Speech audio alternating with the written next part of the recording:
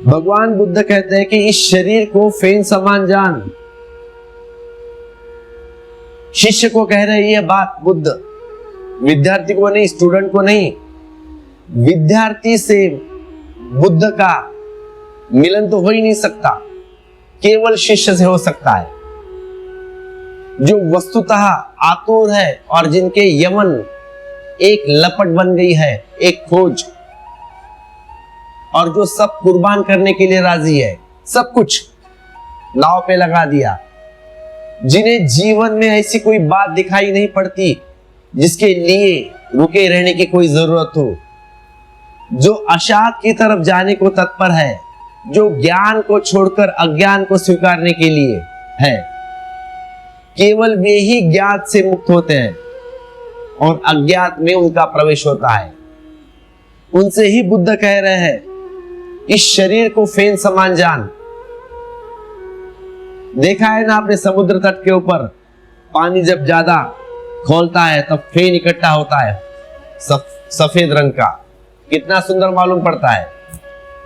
दूर से अगर देखा तो बड़ा आकर्षक लगता है। कभी सूर्य की किरणें उससे गुजरती है तो इंद्रधनुष फैलता है। पास आओ, पानी की बुलबुलें है, वह शुभ्रता, वह चांदी जैसी सफेदी, वह चमकेली जैसे फूल, जैसी बाढ़ आ गई हो, वह कुछ भी नहीं मालूम पड़ती। फिर भी हाथ में मुट्ठी में फेन को लेकर देखो, बबूले भी खो जाता है, तुरंत उठाएगी। तो जिंदगी आदमी की बस ऐसी ही है, फेन जैसी, फेन की भांति। दूर से देखो तो बड़ी सुंदर, पास आके देखो तो सब खो गया। दूर दूर रहोगे बड़े सुंदर इंद्रधनुष दिखाई पड़ते रहेंगे, पास आओगे तो हाथ में कुछ भी नहीं। सुनते हैं चमन को माली ने फूलों का कफन पहनाया। दूर से फूल दिखाई पड़ते हैं, पास आके आओ तो कफन हो जाता है। जिसको तुम जिंदगी कहते हो, दूर से जिंदगी मालूम होती है, पास आओ तो मौत हो जाती है। सुनते हैं चमन को माली ने फूलों का कफन पहनाया। चारों तरफ जहां जहां तुमने फूल दिखाई पड़े, जरा गौर से पास जाना, हर फूल है। छिपा हुआ कांटा तुम पाओगे, हर फूल में छिपा हुआ कांटा तुम पाओगे, हर फूल चुभेगा। हाँ, दूर से ये देखते रहो तो भ्रांति बनी रहती है, पास जाने से भ्रांति टूट जाती है। दूर के ढोल सुहाने मालूम पड़ते हैं। कहावत है ना, दूर के ढोल सुहाने।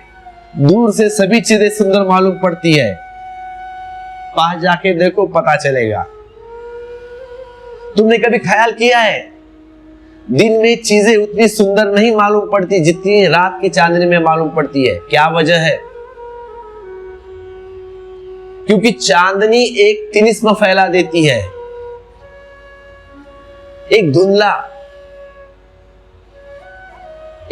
देती है। वैसे ही आंख नहीं है, वैसे ही अंधापन है। चांदनी बुराखों के धुएं से भी भर देती है। जो चीज दिन में साधारण दिखाई पड़ती है, वे रात में बड़ी सुंदर मालूम पड़ती है। देखो जाके झील के किनारे, दोपहर में कुछ नहीं लगता, लेकिन रात में मस्त एकदम। जितनी तुम्हारी आंख में धुंध होती है, उतना जीवन का फेन बहुमूल्य मालूम होने लगता है। हीरे जवाहरात दिखाई पड़ने लगते हैं। लो आओ मैं बताऊं तिलिस्मों, जहां का राज जो कुछ है सब ख्याल की मुट्ठी में बंद।